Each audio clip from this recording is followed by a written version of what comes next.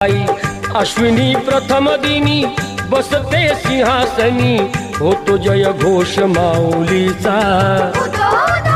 करूया उदो उदो उदो अंबाबाईचा,